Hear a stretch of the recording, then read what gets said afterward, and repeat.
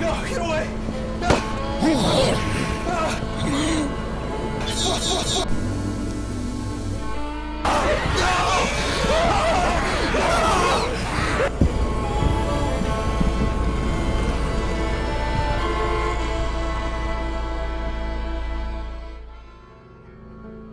So after my long night video, I never really thought I would dive back into any of the other zombie mods that are out there within the GTA modding community, simply for the fact that there are so many different ones to choose from that I didn't even know where to start. But I saw so many of you recommending Zombie Andreas in the comments of that video and a few of my other ones, I knew I had to go ahead and give it a second look. Just from the name alone though, I was immediately turned off just because it felt like we were going to be running around San Andreas as CJ fighting off zombies. But the more I looked into it, things started to intrigue me a little bit more. And I finally said screw it, and took the dive.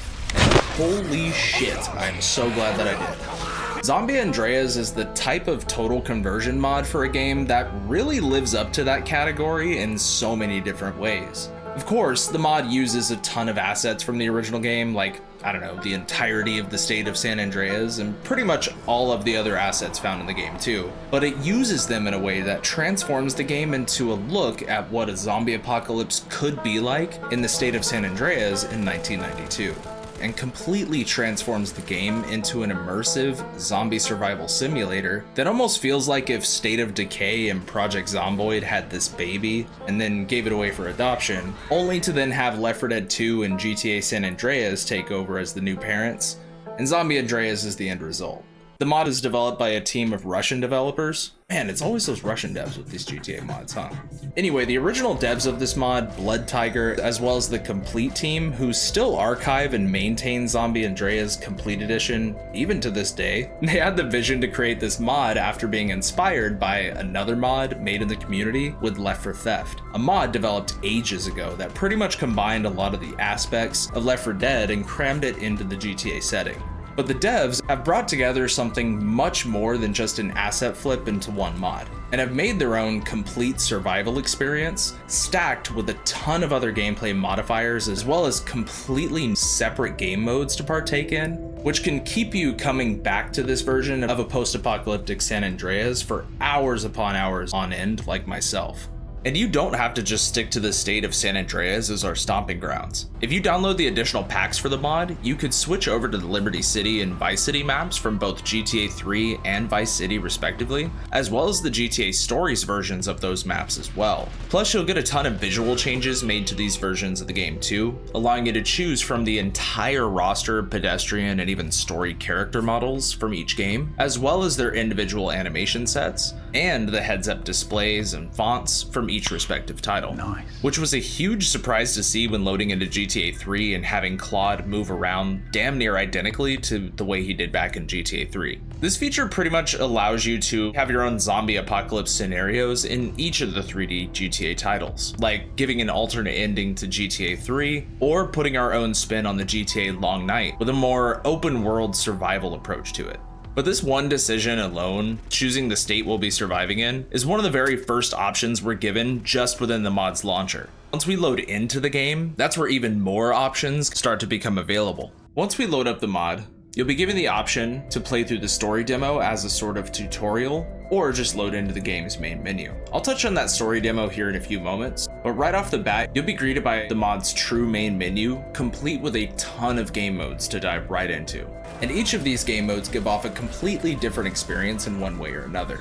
From the typical survival mode, which is very much this mod's main appeal, where you can really get the complete experience of Zombie Andreas, to the ton of other gameplay mutations based off of the main survival mode as well, that change up the gameplay parameters a bit to mix things up.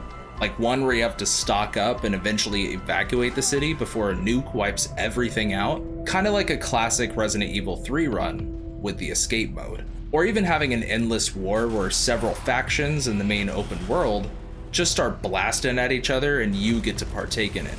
And there's also a recreation of the game Carmageddon with Zombageddon that's essentially set up the same way, where you have races set around different maps in these post-apocalyptic racing vehicles while smashing as many zombies along the way as you can with your ride while staying in first place. With tons of different routes to take and different rides to use, there's plenty to get lost in just in this mode alone. And there's also various short stories you can play, as well as a ton of different community-made stories that fans of the project have developed over the years too. And on top of that, there's also a demo for a story mode that the devs were originally working on, but unfortunately it never got fleshed out past the initial 3 chapters due to development on the mod by the main devs stopping at some point back in 2020, I believe. Even though the story demo was about 3 chapters long, it felt very promising as an introduction story that was being cooked up within San Andreas, as it follows a survivor named Esther who's been surviving on his own for a few months after a tragic event took place within their own family. And he eventually shacks up with a community found in the lower parts of Los Santos to do some work for them and help make their community a better place. Unfortunately though, like I mentioned, it ends just as things start to get interesting within the story. However, it's a fantastic introduction / tutorial to the various gameplay systems found within the survival mode of this mod. And when it comes down to what you'll mainly be playing here for the most part in San Andreas, is really the survival mode, like I mentioned before. This is the essential game mode to experience everything that San Andreas has to offer. Once choosing survival mode in the main menu, you'll be greeted with some extra options to start us off, like those different gameplay mutations I mentioned earlier, or just choosing normal survival mode. Once we go with our choice, we can then choose a difficulty option. And I say that with air quotes because it's essentially asking how hard you want to be screwed over out in the wastes. As the normal mode is already extremely difficult as it is, with the higher difficulties after that being slightly harder as you move down the list. And easy is just way too simple compared to everything else that's on offer. But thankfully, you also get the option of creating your own custom difficulty with an INI file found within the mod's save folder, which is what I eventually went with down the line after multiple attempts on normal difficulty, and found this sweet balance between normal and easy. But once you get that selected, you can start building your character by choosing from a massive selection of custom-made characters for the mod, as well as different pedestrian models found from the Manhunt games, and even some mishmashes of some of the ones found in San Andreas, or just the full roster of OG pedestrians from that game too. Once you select your character and name them, you'll then choose a backstory for your character that gives you different perks or advantages, as well as a pre-selected loadout to get you started. And with each of these life paths, it can make each playthrough of survival mode feel a bit different if you end up choosing something else on the next run. After that, you'll get the option to start with other survivors as well, and can also choose their appearance and names, but not a vocation like we did for ourselves, as that's something that's more player specific.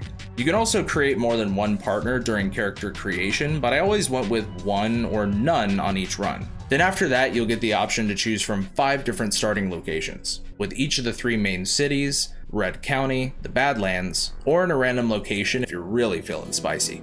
And the last question we're asked before we start is if we want to experience realism mode, which will disable some pretty helpful interface and gameplay mechanics like the minimap and even the slow-mo ability I'll talk about later, and will require us to buy a map from a merchant in order to, see where we're going. And while this mode sounds enticing if you're a survival enthusiast or just a masochist, I highly recommend, at least for your first run of survival, to leave realism turned off and get a feel for things before diving headfirst in that experience, as the game without it is already difficult as fuck right off the bat. But hey, you do you. If you choose one of the cities or even counties when making your build, you'll still be placed in the area you chose, but just at a random location within the area. So be ready to make a game plan right off the bat, as you'll need to quickly adapt to the world around you and start learning the game mechanics as you go on your first adventure in the San Andreas wasteland. And when it comes to those gameplay mechanics, this is where the State of Decay and Project Zomboid roots I mentioned earlier really start to show themselves as you play through survival. In this mod, we're not just relying on the simple gameplay mechanics found in the original San Andreas, but a full range of survival gameplay loops on top of that all come together to motivate you to keep your survivor alive throughout this hellhole. A huge part of this mod's gameplay loop is scavenging for different materials out in the world to help you survive. And most importantly of all, scavenging for some damn food. You'll need to pillage through various homes, municipal buildings, storefronts, and even vehicles around you to keep your character from falling victim to everything trying to kill us, or just simply starving to death. Besides food though, you'll be able to scavenge lockpicks from different homes to help you, break into even more homes, But watch out, as other survivors or zombies who might already be taking shelter in these spots, just waiting for their next victim to walk through the door. And once you're inside looting the spot, you'll also need to watch out for zombies who happen to just stumble through the front door, or maybe even a sneaky survivor who followed you into the building to take you out. Plus, if you find a working vehicle out in the wastes, you'll also need to scavenge gasoline and tools to keep any of your vehicles you find and take ownership of in top shape.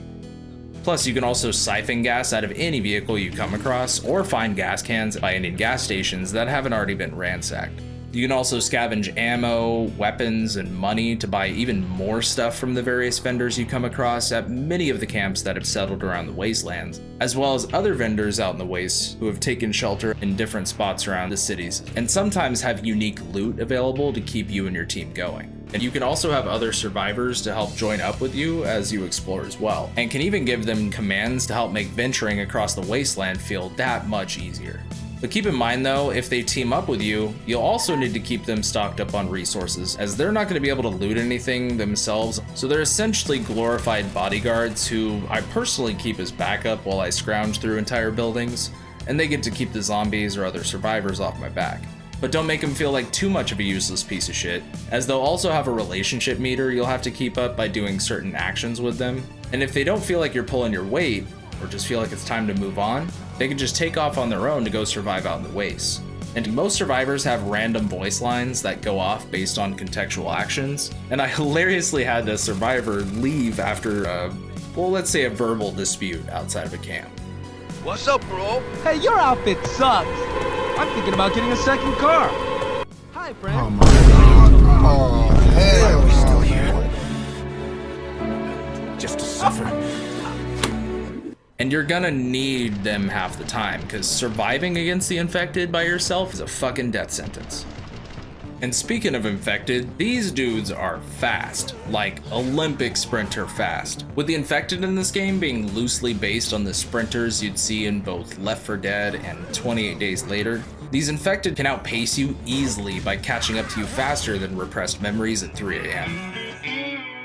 And can easily outnumber you if you're not careful. Thankfully though, this mod provides a time dilation mechanic that pretty much gives us max pain slow-mo without the whole leaping in the air thing, and can really get you out of a tight squeeze if you're fast on the button press. And besides these fast fuckers, you also have almost all of the base special infected from the first Left 4 Dead game, albeit with a few caveats, and one additional infected from Left 4 Dead 2, just straight up ripped and ported into this mod, along with their sound bites that play when they appear in the area too. Which in a way makes this feel like an open world Left 4 Dead, akin to the cancelled one that Valve left behind years back, albeit with a couple of unique additions that are essentially just replacements for a couple of the ones missing from the Left 4 Dead roster, like the new explosive hazmat infected, which is kind of like one half of the boomer's unique attack, with it exploding once it gets near you and covering you in toxic fumes, and another infected type known as the clown, which is basically the other half of the boomer's attack phase, where when it shows up, a soundbite plays for it from Left 4 Dead 2, funnily enough, and attracts a shit ton of infected along with it to surround you and your team. So anytime you hear this jingle, it's either time to run or take out the clown as quick as possible. And I mean, when it comes to the other special infected, it's all the casting characters from Left 4 Dead we all know and love. We got your hunters, chargers, witches, and tanks, all in their glorious form that you know and love back from those games, with a few tweaks to make them more approachable to a solo type of game. But the witches in this mod, besides randomly being placed out in the open world, sometimes act as a guard for gore nests that we find in quarantine zones dotted around the map. These quarantine zones are full of infected and are typically avoided unless you have a big ass team that's locked and loaded with a ton of ammo, and are looking to do some lore diving in the mod, as we'll discuss later in the video, or to clear out to have a significantly less amount of zombie spawns around that spot, and can also sometimes open up more quests down the line for certain settlements. And when it comes to settlement, I got word of a settlement that needs our help. Preston, chill. I was just about to get to that, man. Anyway, there are a ton of settlements located around the state of San Andreas, full of survivors trying to get by in this wasteland, that we can stumble upon to take quests to earn extra XP, get extra food supplies if they're available, or just ask some questions to get more insight into the world around us. By interacting with the camp's survivors and taking jobs from the camp's leader, we can not only get a bit more XP and cash to help us get by, but also help gain a bit more trust within the group, which can also help us with more quests opening up down the line and also inspire people to help you too outside in the wastes. And if you end up taking a job from the camp's leader, you'll be provided a randomized mission that varies from simple scavenging tasks for the settlement to other types of procedurally generated objectives. And some camps eventually open up certain story paths the further along you help them, and can even net you different endings for the survival mode based on what you end up doing. Besides the various survivor camps around the map, you'll also come across farmers out in Red County who kind of do their own thing and live off the land, while pretty much fighting off everyone around them. They start as a neutral faction, but can easily turn on you if you're not careful. And then you have the enemy factions of the mod, who you can actually side with if you end up going with the thug life path during character creation. There are local bandit gangs found in each of the 3 cities, who've all actually banded together to create a huge post-apocalyptic cartel, who outside of their camps and even inside can be a force to be reckoned with if they come at you out of nowhere. As sometimes, these dudes might just fly in via helicopter and rain down bullets and grenades on you. Or they can even roll up on you via dirt bike and try to take you out that way as well. But at their home base, they'll typically have a huge complex taken over in each of the towns that kind of end up as their strongholds. And depending on your life path, can be seen as yet another town if you play as a thug, or a potential stronghold to take over akin to something like Far Cry if you play as a survivor. And finally, there's the military factions, which are the DCD or the Disease Control Corporation, who have locked down the entire state completely as assigned by the government, and have complete authority over the state, as well as a PMC group known as the Punishers, who also act as another gang type to avoid. And they'll kill anyone who gets in their way. Whether they're a survivor or a bandit, it doesn't matter. It's just another target in their eyes. And whether you're a survivor or a thug, each of these respective camps can be helped or taken over depending on your faction, and can also have dynamic events play out within them. Like one time, I visited a camp to go check for some available missions and maybe grab some extra supplies, and the camp was invaded by a gang of bandits, with wave after wave hitting the survivor camp. And at one point, because I focused my attention on a bandit that was trying to get in through the back, a whole squad rolled up to the front gate, and before I could make it over there, they took out pretty much everyone in the camp except for the leader. Afterwards, I actually went up and spoke to the leader, and they were horrified that they had pretty much lost everybody, and they had no idea what to do next. And after saving here and sleeping till the next morning, I awoke to the camp completely empty, as if the leader must have decided to either head back to their nearby allied camp, or maybe just ended things overnight. It was such a wild experience and felt so dynamic compared to anything else that I've played in a GTA mod. And it really left a mark on me for how well this game's world and mechanics all flow together so seamlessly. When it comes to leveling your character in San Andreas, at first, I thought it was just going to be leveling up some simple skills here and there, but no. In fact, there's a whole list of perks you could choose from by going into the character leveling screen by pressing P. From here, you can choose up to 50 different perks for your character that all slowly unlock over time the more you level up, kind of like how Fallout approached its perk system as well, with simple perks that improve things like better weapon proficiency, improved stamina, and even a higher metabolism to keep yourself from going hungry so much. But you also have other unique perks like Driving Master, which grants you the ability to use less gas when driving vehicles, or even Iron Belly, which decreases your chance of throwing up after eating some spoiled food. Plus, another comparison to Fallout is the integrated karma system attached to your character's level as well, giving some real weight to the things that you end up doing throughout survival mode. Whether you want to endure the apocalypse as a raging bandit killing everyone in your path, or a survivor wanting to make a change inside of this world, there's so much to explore, and I don't even mean that in a sense of scale with the map or something like that, or even everything that we've talked about so far, but I'm talking about the lore for this mod. The lore that the San Andreas team cooked up for this mod goes so deep, in fact, that there's a whole ass wiki centered around it that has pages and pages deep with information that you can discover about the world of San Andreas. And thankfully, you don't have to rely on the wiki itself like we're playing Destiny or something like that, as there's tons of audio logs from past survivors and even scientists from the DCD who are experimenting with the virus that broke out in San Andreas, to little notes that add a little bit more flair and world building, and even some environmental storytelling too, to just help flesh out the whole world around us. Plus, like I mentioned earlier, talking with other survivors can help us discover a bit more information about San Andreas during the post-apocalypse. And we can also learn from a ton of different survivors about their opinions on the happenings going on around them, with some people giving off some false information here and there. And on top of all of that, like I mentioned earlier, there's multiple endings that you can get in survival mode depending on the settlements that you end up helping. And to make sure you don't get lost along your path on this essential choose your own adventure game, there's this helpful world guide you can open up by pressing O on the keyboard that shows several achievements that can be discovered around the game world, which can help you get some sense of direction on where to go next. But all of it is completely freeform and totally up to you on how you want to tackle what's available within Zombie Andreas, making this truly one of the most dynamic and open-ended mod experiences I've ever seen for GTA. Like, probably ever. And every single second of this mod has been nothing short of impressive. If you want to check it out, I'll leave links in the description on where you can download the mod. And if you don't speak Russian, just use the translate feature in your browser and you'll be able to find out where the download for the mod is in the link that I provide. And if you're a fan at all of San Andreas, Left 4 Dead, Project Zomboid, or just survival games in general, you need to check out this mod, as Zombie Andreas truly is something special to experience. Plus, also make sure to install this on a clean install of the OG version of San Andreas. I mean, that should be a no-brainer, but yeah, this is not working on no deflated edition or pre-modded build of this game. So reinstall your shit.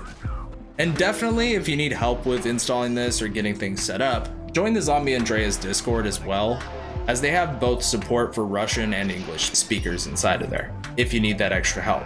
But anyways, what do you think? Have you personally played Zombie Andreas? And if so, let me know your thoughts down below on how you thought the mod played. And also tell me some of your survival stories as well, because I would love to hear them. Also, if you liked the video, make sure to hit the thingy and also hit the other thingy to subscribe to the channel, and also hit the bell one too. Also consider joining the Spud Nation Discord as well, since we're slowly growing as a community. You can get a look at what's coming down the line in terms of content over there. And oh yeah, in my Twitch, I sometimes stream there like once a month, so I don't know, maybe give me a follow there too. I spotted some Leone entering the port. Seems like some goons want to get rid of you. Oh no, they're gooning. Oh god, guys, watch out. Anyway, that's all from me, everybody. I hope you had a fantastic day, and if not, I hope the next one's better. And I'll catch you on the next one. Blado out.